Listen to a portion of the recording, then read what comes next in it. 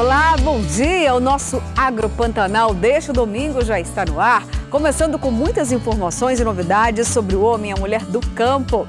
A Federação da Agricultura e Pecuária de Mato Grosso, a FAMATO, e as entidades que compõem a equipe gestora estadual do Plano Estratégico 2017-2026 do Programa Nacional de Vigilância para a Febre Aftosa promoveram o 5º Fórum Estadual de Vigilância para a Febre Aftosa. Daqui a pouquinho eu te conto mais sobre isso. Mas agora a gente vai diretamente para os destaques da edição do Agropantanal de hoje.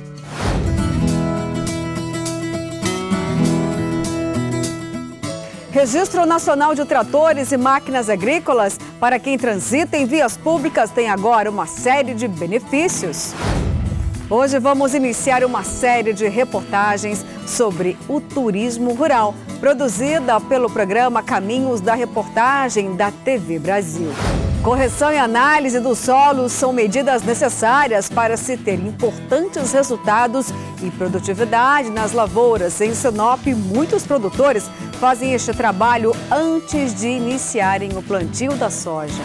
E no Papo com Café de hoje eu vou conversar com o economista Ed Santos Amorim.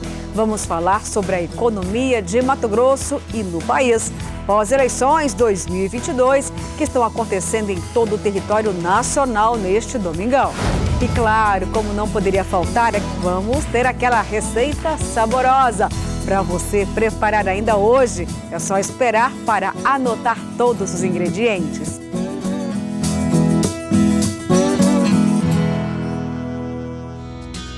Vamos então à nossa primeira reportagem. A partir de dezembro, Mato Grosso não vai precisar mais vacinar o rebanho bovino e bubalino contra a febre aftosa. O tema foi debatido aqui em Cuiabá durante o 5º Fórum de Vigilância da Doença. Conferindo na reportagem de Antônio Carlos Silva, da TV Vila Real, agora na tela do Agropantanal. Por ano, o Brasil gasta $500 mil na vacinação contra a febre aftosa. A imunização do gado bovino brasileiro se intensificou com o apoio dos criadores nas últimas 3 décadas, mas começou com resistências há 70 anos. Foi feito em 1962 no Rio Grande do Sul, pelo na época, governador Leonel Brizola.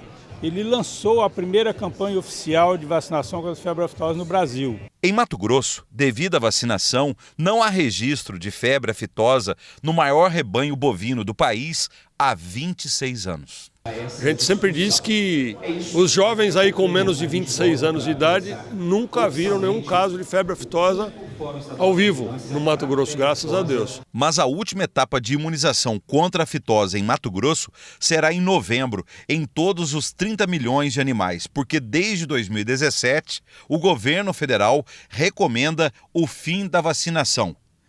Fiscais do INDEA e criadores justificam por que doses não precisam mais serem aplicadas. Uma delas, países como Estados Unidos e Japão não compram carne in natura de rebanhos vacinados. Além de deixar o resíduo da própria vacina, ainda tem aquela preocupação: por que não tem aftosa e continua vacinando? Como nós não temos mais o vírus, não se justifica mais manter um programa sanitário de vacinação. Ovinos, caprinos, suínos não são vacinados e são susceptíveis à doença. Então, a ideia errônea de que apenas com a vacina estaríamos totalmente protegidos e que agora é um risco muito grande, ela é no mínimo preocupante. Desde 2019, 5 cidades matogrossenses não vacinam mais gado bovino contra a febre aftosa: Rondolândia, Aripuanã, Comodoro, Colniza e Juína. A partir de 1º de dezembro, outras 136 cidades matogrossenses não aplicarão as doses.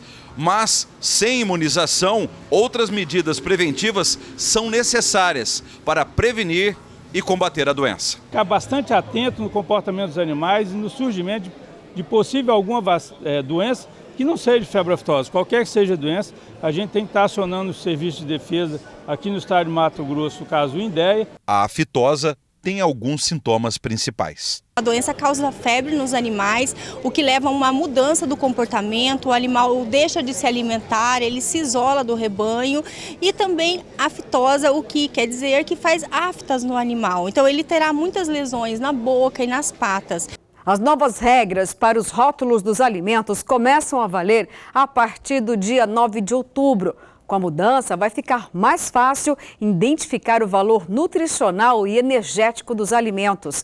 Vamos conferir na reportagem da TV Brasil. Essa fábrica em Brasília produz geleias à base de cebola. O negócio começou a partir de receitas de família e se expandiu. São 120 quilos de cebola usados por semana para a confecção de 300 potes dos produtos. Além dos cuidados sanitários e o capricho para garantir o sabor, a equipe tem atenção especial às embalagens. Quem tem intolerância à lactose, quem tem intolerância ao açúcar, então tem essas informações. Mas estamos ampliando essas informações para poder botar no mercado maior. Uma nova regra que vai passar a valer a partir de outubro estabelece mudanças na rotulagem dos alimentos. O objetivo é melhorar a leitura dos rótulos e, assim, ajudar o consumidor a fazer escolhas mais conscientes na hora da compra. Entre as mudanças estão novidades na tabela de informação nutricional, que passa a ter apenas letras pretas e fundo branco. A ideia é evitar os contrastes de cores, que atrapalham a leitura das informações. A principal inovação é a rotulagem nutricional no painel da frente da embalagem. Desta forma, os detalhes sobre o alto teor de nutrientes que são perigosos para a saúde, como açúcares, gorduras e sódio, estarão destacados. Na tabela, será preciso declarar a quantidade de açúcares totais e adicionados, o valor energético de nutrientes por 100 gramas ou 100 mililitros, para ajudar na comparação de produtos. A nova regra vale para os produtos que forem fabricados a partir de 9 de outubro. Para os produtos que já se encontram no mercado, o prazo é diferente, até 2024, para alimentos artesanais, fabricados na agricultura familiar ou por microempreendedores individuais. E até 2025 para bebidas sem álcool em embalagens retornáveis. Essa rotulagem frontal, que é a nova proposta, estiver mais visível e mais clara para o consumidor, a gente consegue ampliar o poder de escolha dele para que ele realmente tenha ciência daquilo que ele está consumindo, consiga fazer comparações entre marcas e sempre prezar pela sua saúde, pelas melhores opções. E o nosso agro vai para o primeiro intervalo, mas não sai daí, eu volto já com muitas novidades para o homem e a mulher do campo.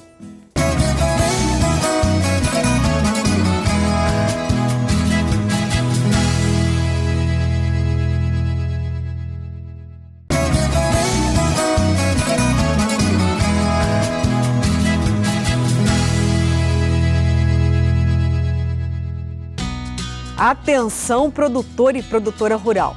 O Registro Nacional de Tratores e Máquinas Agrícolas para quem transita em vias públicas tem uma série de benefícios. Com a documentação, fica mais fácil comprovar a propriedade do veículo, evitar multas e ainda utilizar na garantia de um financiamento, por exemplo. Saiba mais agora na reportagem do CNA Senar.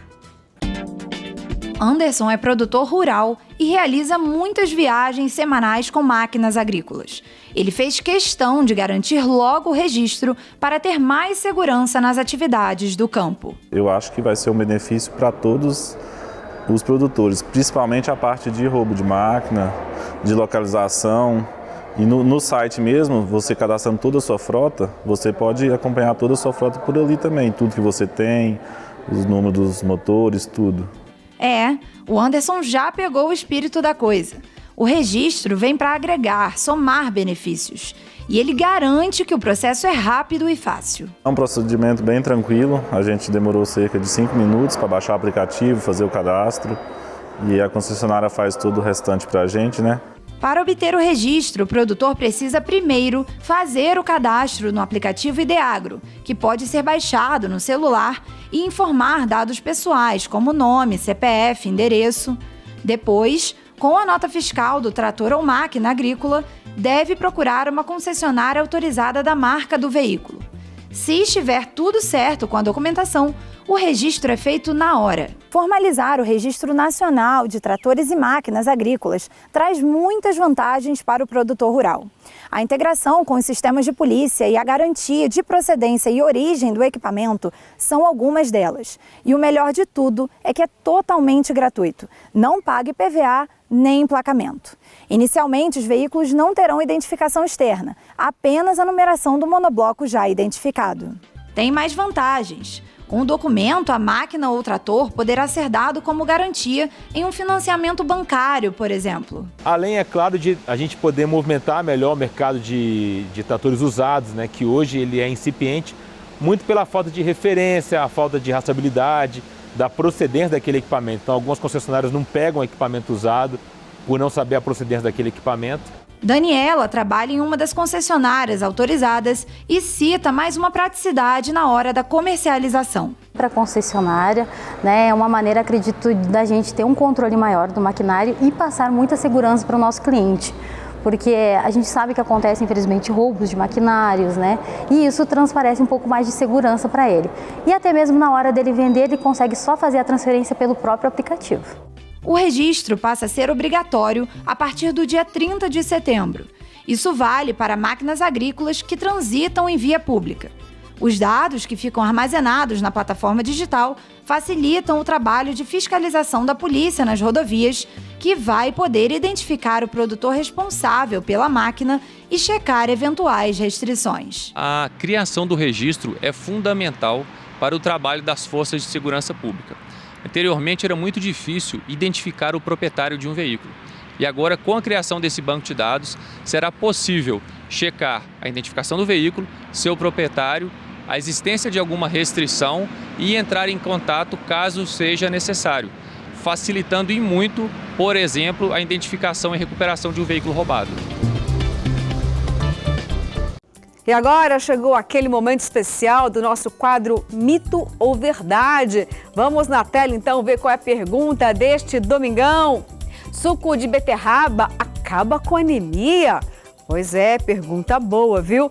Mas já já a gente responde, porque agora o nosso próximo assunto é capacitação no mercado de trabalho.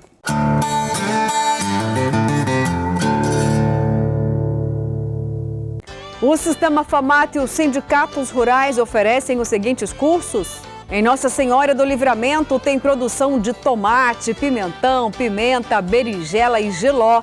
Começa dia 3 de outubro e vai até o dia 7. Informações pelo 65 3041 7169. O e-mail é o sindnsLivramento@famato.org.br. Em Pedra Preta tem vacinação contra a brucelose. Começa dia 6 de outubro e vai até o dia 7. Informações pelo 66 3486 1255.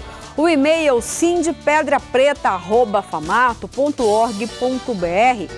Em Gaúcha do Norte tem produção caseira de farinha de mandioca e polvilho.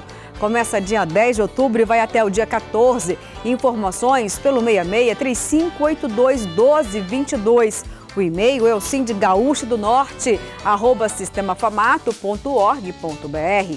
Em Jaciara, tem cortes especiais de carne bovina. Começa dia 10 de outubro e vai até o dia 12. Informações pelo 66 3461 1615. O e-mail é o sindejaciara@famato.org.br. Em Dom Aquino tem produção caseira de conservas vegetais e hortaliças.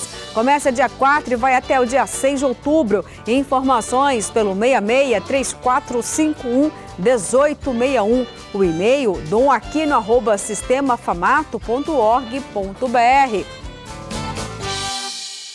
E agora vamos para mais um intervalinho, mas já estou de volta. Não sai daí, que eu tenho muito mais para você que ama o agro.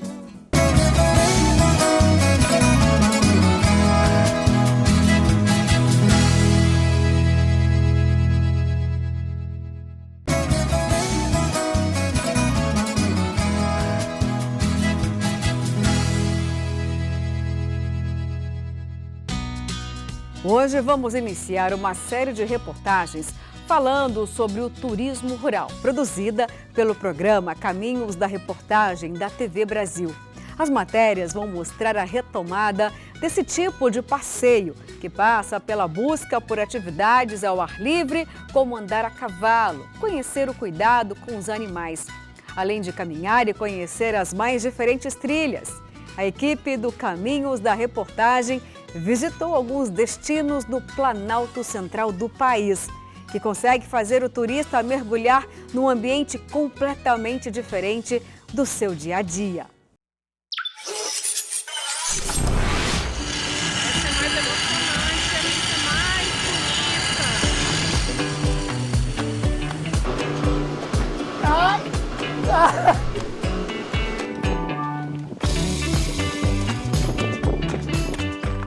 Bonita, né? Uau, é muito linda a vista daqui.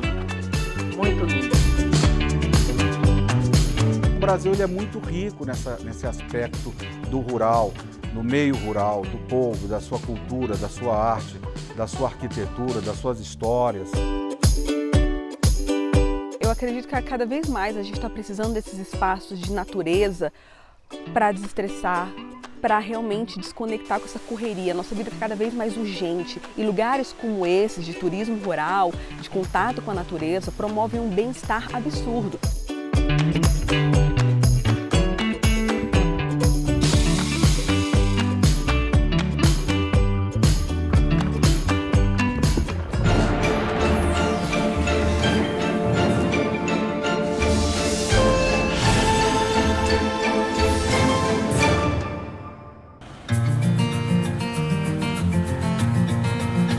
Quase 119 quilômetros apenas de Brasília. A gente está aqui em Corumbá. Vamos curtir essa tarde. Vem!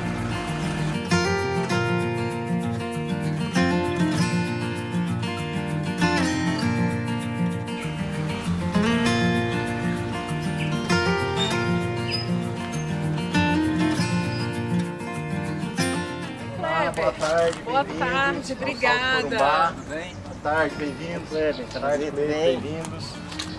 E aí, Kleber, o que a gente tem aqui no Salto Corumbá? Muitas atividades? Muitas. O Salto Corumbá é o maior ecoparque aqui da região, né? Ele tem 7 cachoeiras para visitação, são várias trilhas. Aliado a essa parte de natureza, tem piscinas aquecidas, tem toboáguas, tem atividades adicionais como rapel, tirolesa, boia cross, arvorismo, passeio a cavalo, pescaria. Tem a Trilha do Ouro, que é a nossa nova atração, que é uma atração bem bacana. Maravilha. E o que a gente vai conhecer primeiro, então? Nós vamos fazer agora a tirolesa. São um circuito de 3 tirolesas da Cachoeira do Ouro. Então vamos lá. Tô animada. Vamos lá.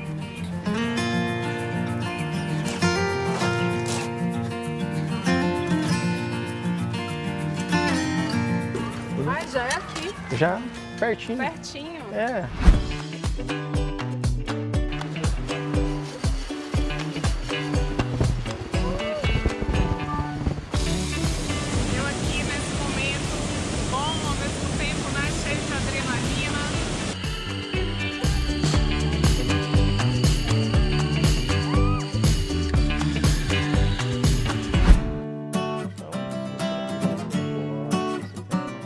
E aqui no Salto são 7 cachoeiras para visitação. A maior delas é o Salto, uma cachoeira de 50 metros. Toda essa região aqui da Serra dos Pirineus, ela teve o início em função do ouro, da descoberta de ouro nos seus rios. Ficou esses nomes. O Salto foi desviado, ficou mais de 100 anos seco. Tem uma cachoeira lá, que é depois do Salto, que é a Garganta do Ouro. Ela foi aberta ainda no final do século XVIII para extração de ouro. Então, toda essa alusão ao período da mineração, surgiu a Trilha do Ouro, que é você estar num vagão, uma vagoneta, como as usadas no período da mineração para tirar o cascalho, às vezes das minas, para lavar, para moer. E essa trilha, ela percorre pelo cerrado. Vamos lá, agora tem que ser em fila indiana, né? Vamos, isso aqui é a famosa pinguela. Será que vai dar pra gente conhecer a Trilha do Ouro hoje? Sim, nós vamos fazer a Trilha do Ouro daqui a pouquinho.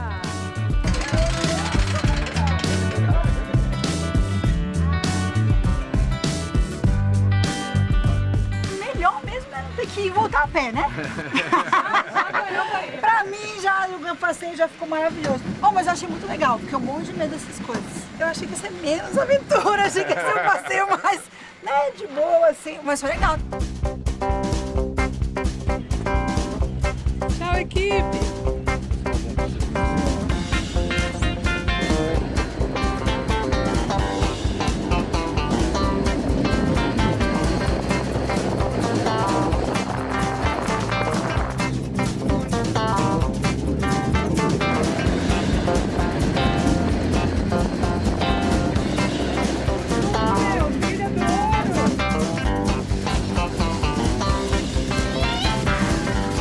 Muito emocionante, viu? Não é pouco não, é uma adrenalina.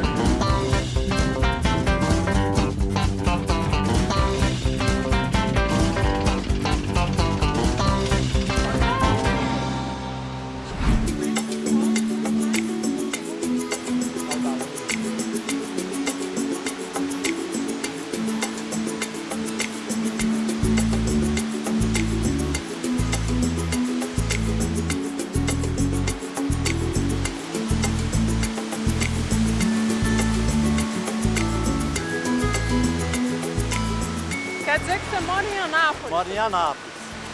Aqui perto, quanto tempo daqui? É mais ou menos 50 quilômetros. O que você acha de tão especial? Nossa senhora, entrar debaixo daquela cachoeira ali é uma coisa formidável. Isso é uma dádiva de Deus, viu? Realmente a natureza nos proporciona algo incrível. Moramos em Blumenau. Bem diferente, lá não tem esse tipo de coisa assim, não é tão natural. Por mais segundas-feiras assim, com natureza, cachoeira, sol.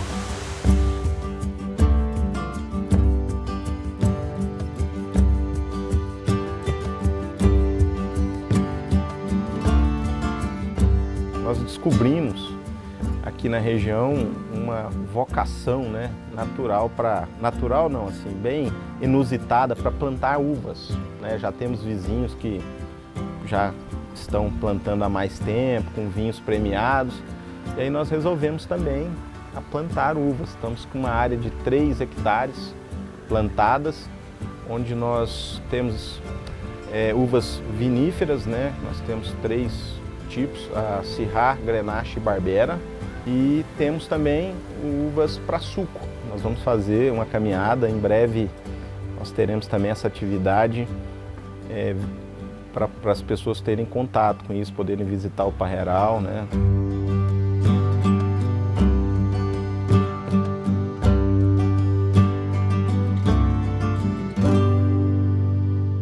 O Distrito Federal é muito curioso, a gente tem uma imagem lá fora muito de política, muito. Só que é isso que eu tento mostrar e tem funcionado. Assim, a gente tem uma diversidade não só para aventureiros, com chapadas, com canyons, com cachoeiras incríveis, mas também tem uma rota romântica, tem um roteiro dos vinhos sendo criado aqui com vinícolas incríveis, maravilhosas, que não perdem nada para as vinícolas do sul. A gente também tem vários outros tipos de roteiros para crianças, roteiro zen, com espaços de meditação, de yoga. A gente tem conseguido mostrar os quintaizinhos, os interiores, os lugares que não eram tão conhecidos.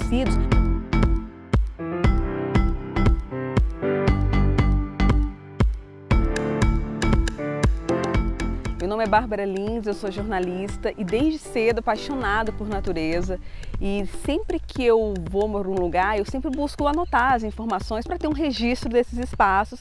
E aí foi quando eu comecei a criar e produzir conteúdo sobre natureza e compartilhar com mais pessoas para divulgar esses lugares lindos que a gente tem aqui, tanto na região do Centro-Oeste quanto no Brasil.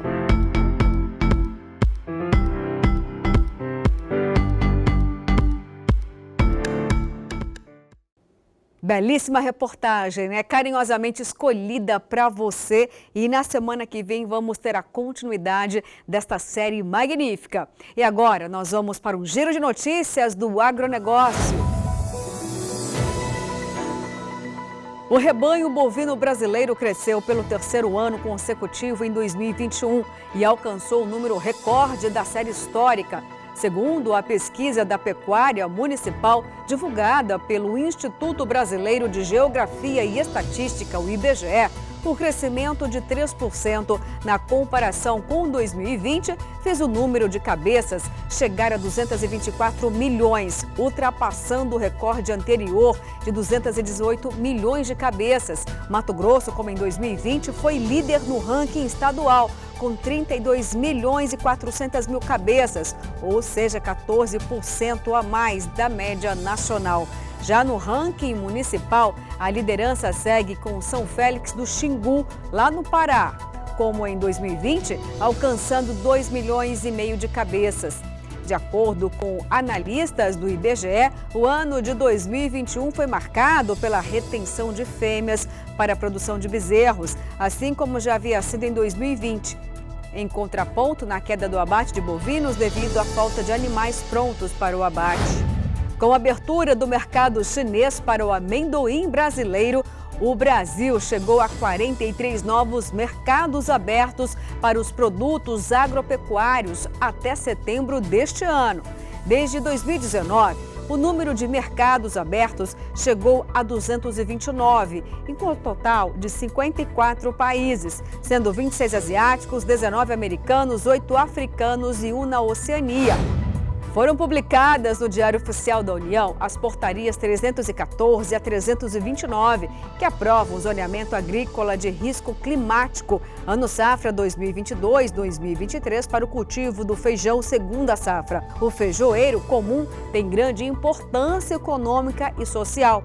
O zoneamento tem o objetivo de reduzir os riscos relacionados aos problemas climáticos e permite ao produtor identificar a melhor época para plantar, levando em conta a região do país. Os agricultores que seguem as recomendações do ZARC estão menos sujeitos aos riscos climáticos e podem ser beneficiados pelo Programa de Garantia da Atividade Agropecuária e pelo Programa de Subvenção ao Prêmio do Seguro Rural. Muitos agentes financeiros só liberam crédito rural para cultivos em áreas zoneadas. E agora o nosso agro vai para o intervalo, mas não sai daí, viu? Na volta vamos falar sobre economia. Afinal de contas, estamos hoje vivendo um processo eleitoral e o que será depois das eleições.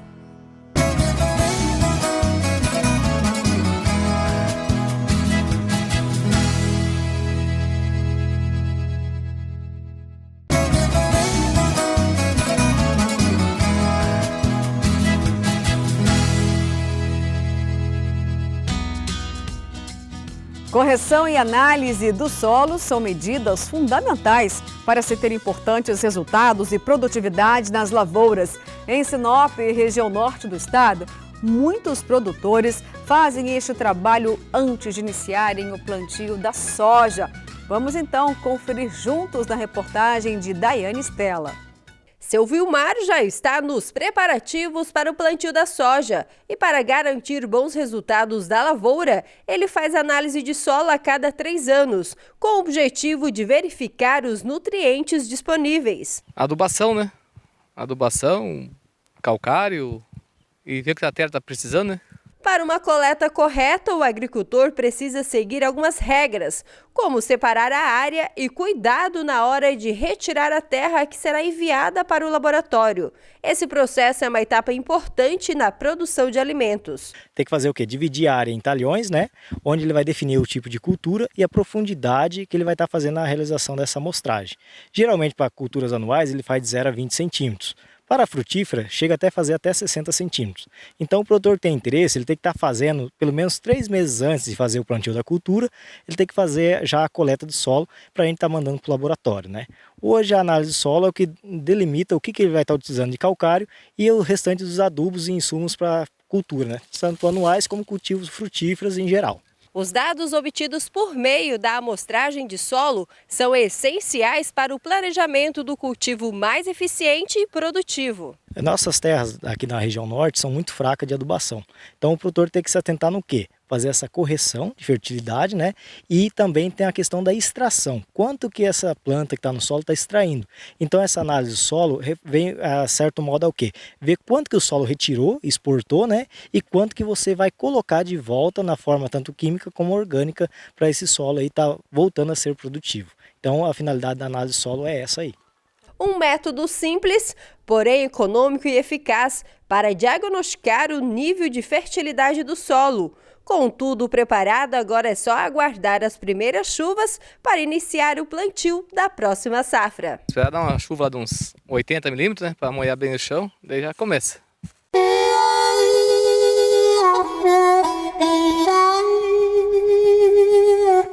E no Papo com Café de hoje eu vou conversar com o economista Ed Santos Amorim. Vamos falar sobre a economia de Mato Grosso e também no país no pós-eleições 2022. Aliás, pessoal, as eleições estão acontecendo em todo o território nacional neste momento. Os brasileiros estão escolhendo o seu presidente, governadores também, senadores, deputados federais e estaduais. Mas e o mundo agro? Como será que vai ficar depois desse processo eleitoral? Principalmente aqui em Mato Grosso, o estado que mais exporta grãos e carne bovina, entre outros produtos também. Então vamos discutir um pouco desse cenário aqui com o economista Ed Amorim. Olá, bom dia, Ed. Seja muito bem-vindo aqui no Agro Pantanal. Bom dia, é um imenso prazer. Embora seja a primeira vez, me sinto em casa, né?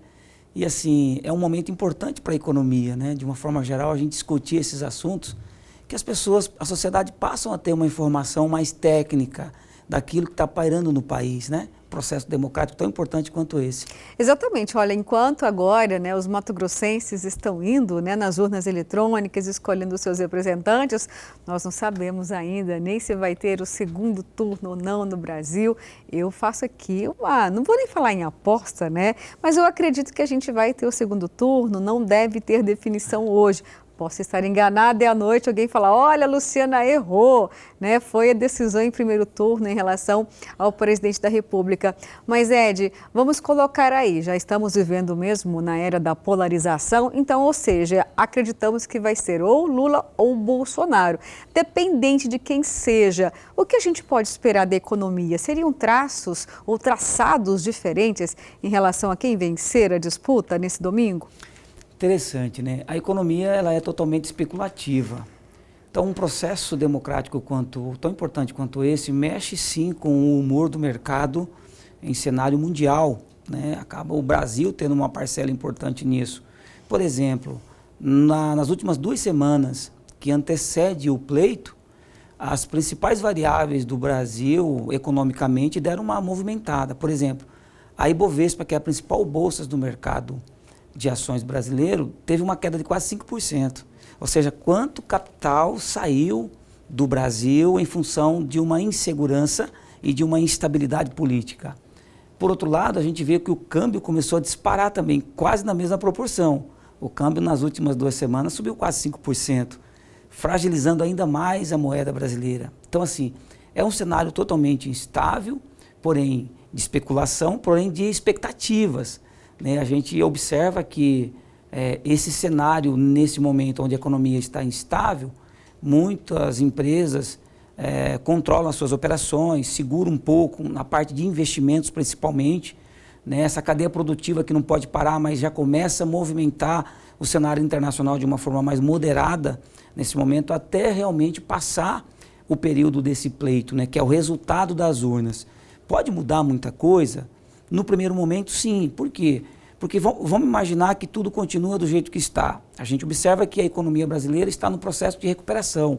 Após um período forte de pandemia, né, oriundo de uma Covid-19, o país ficou sem norte nos últimos 2 anos. E esse último ano para cá, ela realmente começou a se preparar para uma retomada. Então as empresas começaram a movimentar, começaram a contratar, o CAGED, a balança comercial, melhorou ainda mais. Mas agora chegou um momento que a gente está no último trimestre do ano, que poderia fechar as contas melhores, vem essa instabilidade. Agora, tudo isso é passageiro sim, né? É momentâneo, é temporal. A gente vai passar por essa estabilidade aí nesse último trimestre do ano, mas ao passar as eleições, conforme o resultado, né, do futuro presidenciável, começa-se a melhorar um pouco esse cenário a partir do primeiro trimestre do ano que vem, 2023. Por quê? Como o mercado especulativo, a cada movimento do novo presidenciável mexe com o humor do mercado. Então vamos imaginar, nesse período começa a especulação. Quem ganhar vai preparar o seu staff. Quem vai ser o secretário X, AB, né? Secretário da Pecuária e Agricultura, que é importante para a nossa economia local e nacional. Secretário, ministro da Economia, os ministérios importantes. esse sim, independente de quem está no governo ou quem vir a assumir o governo, é uma pasta que precisa de mudança. A economia praticamente, por mais que ela venha sofrendo por essa forte pandemia, mas ela deixou a desejar. Talvez a gente fosse olhar num parâmetro mais analógico de como é que foi o comportamento nesse último ano, a economia praticamente ela está num processo lento de recuperação e poderia estar melhor. Então, assim, é uma pasta extremamente importante e isso, quando começar a indicar esses nomes, conforme for o peso desse nome para assumir esse importante ministério, começa a se movimentar. Pode ter sinais de melhorias também no meio do caminho. Essa oscilação que você disse, né, no começo, justamente essa semana foi importante porque, falando já da polarização, né, nós temos as pesquisas e houve, por exemplo, o presidente Bolsonaro não dá sinais de que pode tirar o ministro Paulo Guedes. De outro lado, o Lula já trouxe nomes, né, que já participaram efetivamente da construção econômica desse país. Estou falando aqui do ex-ministro Malan, que é um dos pais também, digamos assim, do Plano Real, também citou outros nomes, e essa oscilação que teve justamente por conta desses nomes que foram ventilados? Sim, com certeza. Então, assim, acaba sendo até estratégico, né, você antecipar alguma coisa em relação ao plano de governo. Para ver a reação do mercado. Exatamente. Por quê? Vamos imaginar aqui o agro. O que se esperar do agro? Né? O que vem de cenários importantes que vai valorizar ainda mais esse setor tão importante, produtivo, que é o agronegócio no cenário nacional, vamos dizer assim, especialmente no Mato Grosso, né, que é um dos maiores produtores, né, tanto da agricultura, da pecuária, ou seja, tem muito a se explorar, muito a se crescer, tem muita matéria-prima que nós não temos aqui uma produção em longa escala que vai ser melhorado, vai ter investimento para isso. O que se esperar? Então são nomes importantes que mexem com o humor. Por quê? Porque a gente sabe que a política, por mais que ela é setorial, tem setores importantes. E eles se movimentam de acordo com a especulação de mercado. E você acredita que seja verdadeiro o indicativo de que o Brasil pode crescer mais do que a China no próximo ano? Não acredito que o Brasil possa crescer mais do que a China. Mas o Brasil pode crescer mais. Se a gente for analisar hoje o Brasil com os Estados Unidos, por exemplo, que há 2 anos atrás praticamente não tinha inflação, e hoje tem uma inflação maior do que a brasileira, nós podemos crescer mais do que eles, né, em vários setores, vários segmentos da economia. Agora, eu não acredito em relação à China, porque a China não vai demorar muito tempo para ser a principal potência mundial. Então, dificilmente a gente consegue chegar próximo dela no curto prazo. Talvez no longo prazo, até porque a gente depende de políticas públicas. A gente tem um problema, um gargalo fiscal no Brasil que vem arrolando de governo para governo e não se resolve, não se equaciona.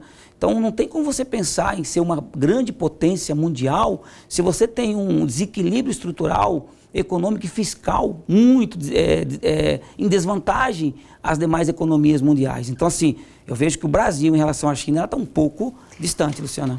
Pensando aqui em Mato Grosso, que a gente ainda não tem agroindústria, né?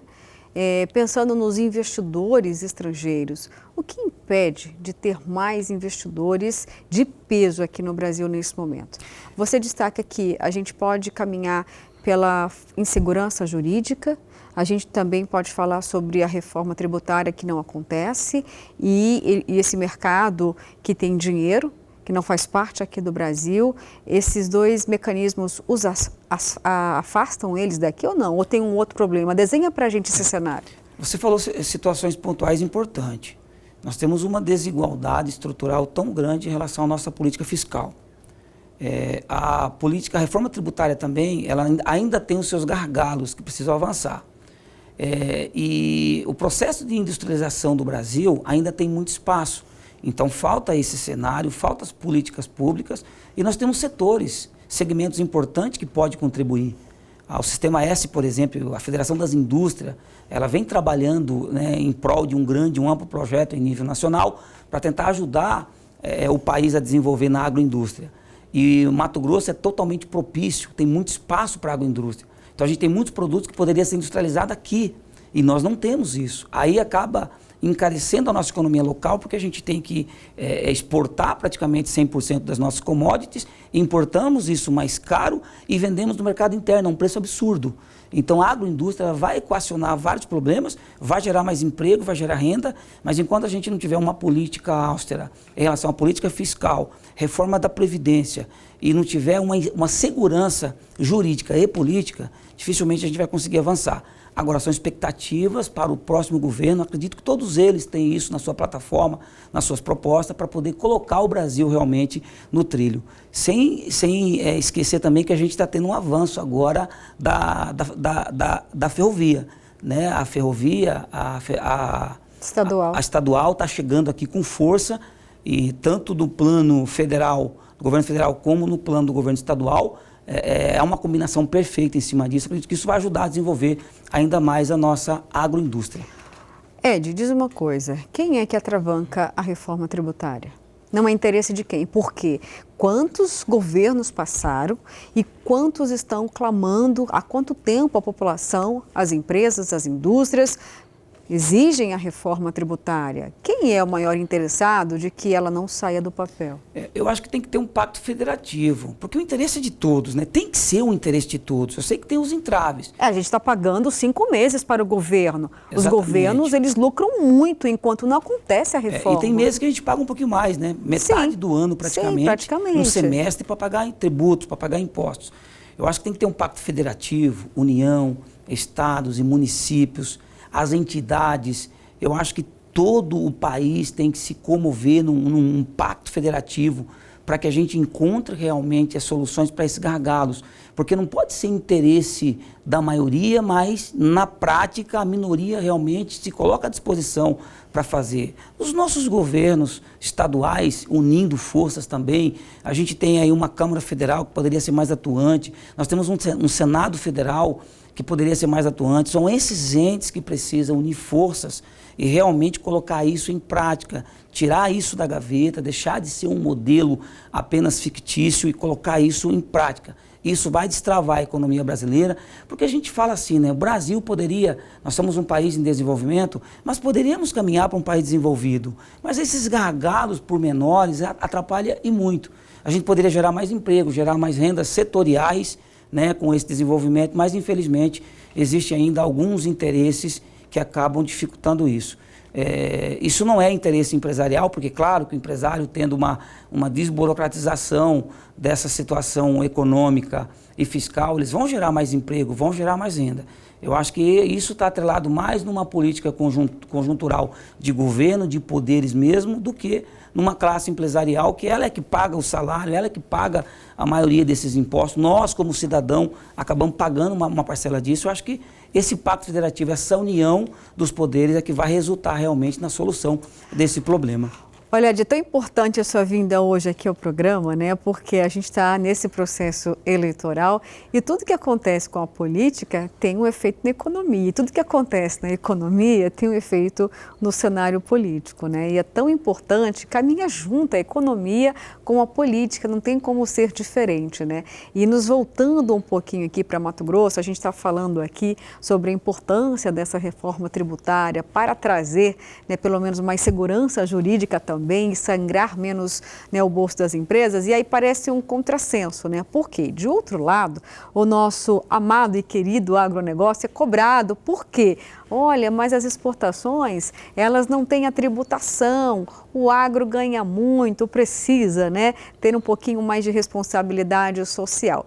E aí você diz, como que o investidor de fora vem para cá diante de tamanha, né, insegurança? E aí?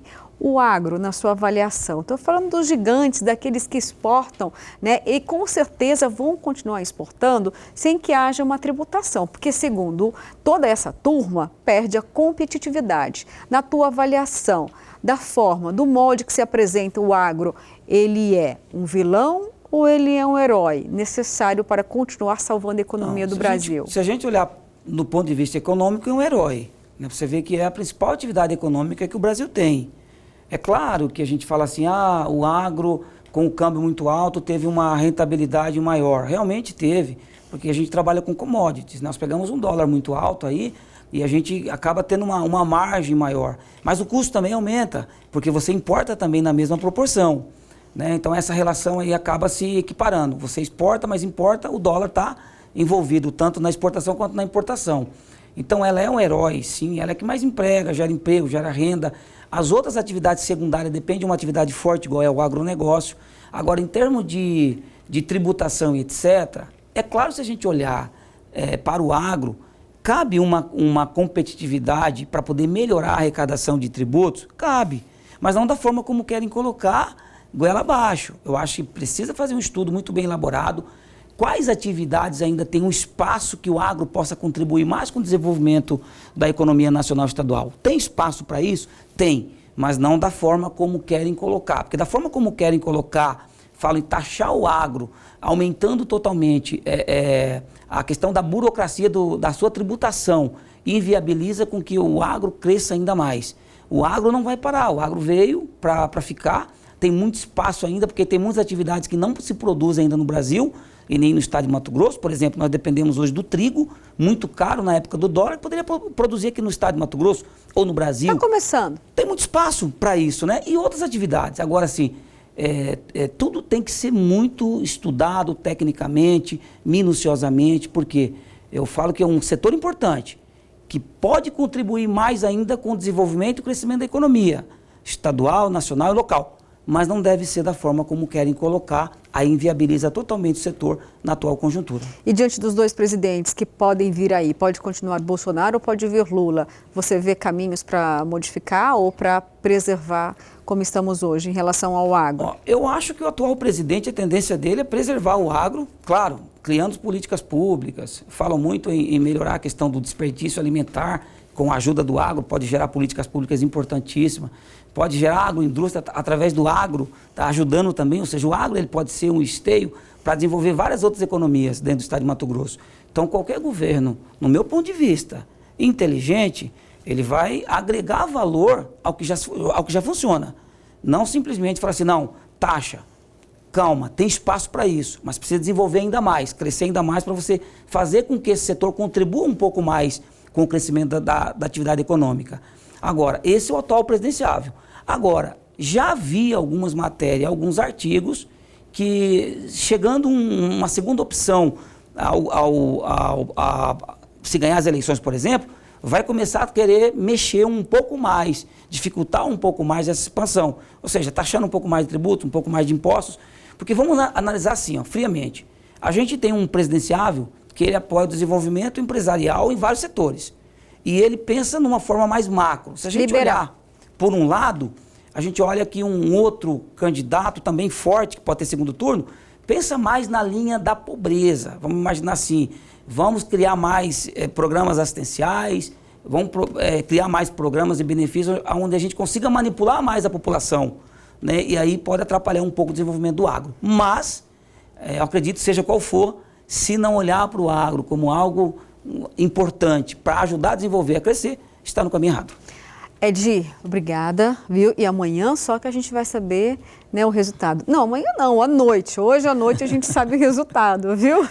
Nós temos que ser otimistas, né, Luciana? Sempre acreditar sempre no nosso país, né? Lutar por ele, continuar acreditando que tudo vai ser melhor, que tudo vai dar certo, com a graça de Deus, Ed. Amém, eu agradeço e vamos ficar na torcida, seja qual for, que faça o melhor para o nosso país. É isso aí, ó, e a porteira aqui do agro está aberta, viu? Volte mais vezes. Com certeza, é um imenso prazer. Sempre que precisar, estou à disposição. Obrigada, Ed. Bom, gente, agora vamos para uma receita tentadora, aquela maravilhosa para você ficar aí, olha, com água na boca.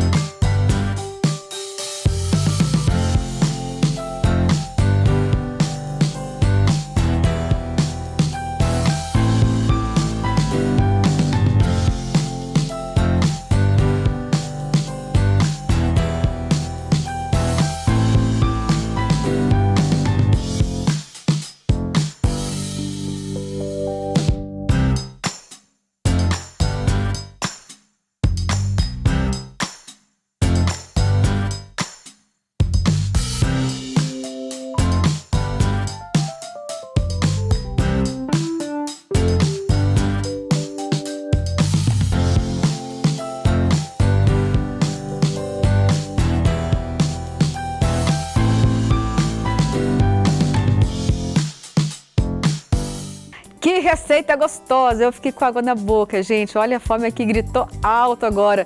E se você gostou, faz aí na sua casa, hein? Bom, e agora vamos saber a resposta do nosso quadro Mito ou Verdade deste domingão. Vamos lembrar então qual era a pergunta? Suco de beterraba acaba com anemia? Vamos ver então agora. É mito, gente. Uma xícara de beterraba ralada possui apenas 0,8 miligramas de ferro. Não precisa sofrer ativação no organismo para ser aproveitado. Já um bife pequeno tem em média 7,5 miligramas de ferro e um bife de fígado tem em média 8,5 miligramas de ferro. Lembrando que o ferro presente nos alimentos de origem animal é mais facilmente aproveitado pelo organismo. Bom, continue consumindo a beterraba, afinal de contas ela tem muitos nutrientes, mas se for para combater a anemia, já viu a importância da proteína na alimentação, né? Bom, e assim termina o nosso Agro Pantanal deste domingo. Muito obrigada por estar aqui comigo, adoro a sua companhia, viu? E se Deus quiser, domingo que vem estaremos de volta com muitas novidades a partir das 8 horas da manhã. Tchau!